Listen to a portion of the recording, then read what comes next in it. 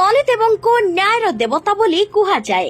ଶନିଦେବ କର୍ମ ଅନୁସାରେ ଆମକୁ ଫଳ ଦିଅନ୍ତି, ଆମର କୁକର୍ମ ଅନୁସାରେ ଆମକୁ ଦଣ୍ଡିତ କରିଥାନ୍ତି। ସେଥିପାଇଁ ଶନିଦେବଙ୍କୁ ନ୍ୟାୟର ଦେବତା ବୋଲି କୁହାଯାଏ। ଶନିଦେବଙ୍କୁ ପ୍ରସନ୍ନ କରିବା ପାଇଁ ପୂଜା ପାଠ ଏବଂ ଉପବାସ ମଧ୍ୟ କରାଯାଏ। ଶନିଦେବ ଯଦି ଆପଣଙ୍କ ଉପରେ ପ୍ରସନ୍ନ ହୋଇଯାଆନ୍ତି, ଆପଣଙ୍କୁ ଏତେ ଧନ ଦିଅନ୍ତି ଆପଣ କେବେ କଳ୍ପନା କରିନଥିବେ।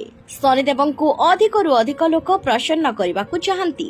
ଯଦି ଗୋଟିଏ ଥର ଭଗବାନ ଶନିଦେବ ଆପଣଙ୍କ ଉପରେ ରାଗି ଯାଆନ୍ତି, ଆଚ୍ଛା ଧନୀକୁ ଗରିବ କରିଦିଅନ୍ତି। ଚାଲନ୍ତୁ ଏବେ ଜାଣିବା ଶନିବାର ଦିନ ଏମିତି କେଉଁ କାର୍ଯ୍ୟ ଅଛି ଯାହାକୁ କରିବା ଦ୍ୱାରା ଶନିଦେବ ରାଗନ୍ତି। ଶନିବାର ଦିନ ଲାଲ କପଡା, ଲାଲ ବସ୍ତୁ କିଣିକି ଆଣିବେ ନାହିଁ, କାହିଁକି ନା ଶନି ଆଉ ମଙ୍ଗଳ ପରସ୍ପର ବିରୋଧୀ। ଶନିଦେବଙ୍କୁ ପ୍ରଭାବିତ କରିବା ରଙ୍ଗ କଳା ଅଟେ, ମଙ୍ଗଳଙ୍କୁ ପ୍ରଭାବିତ କରିବା ରଙ୍ଗ ଲାଲ ଅଟେ।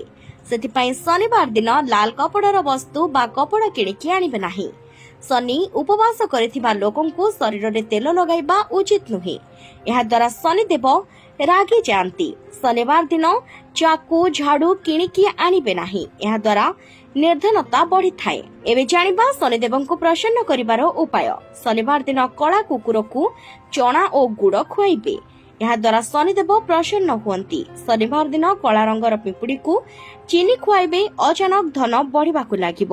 ଶନିବାର ଦିନ କଳା କପଡାରେ ନଡିଆ ବାନ୍ଧି ଓସ୍ତ ଗଛରେ ବାନ୍ଧିଲେ ସବୁ ମନସ୍କାମନା ପୂର୍ଣ୍ଣ ହୋଇଥାଏ।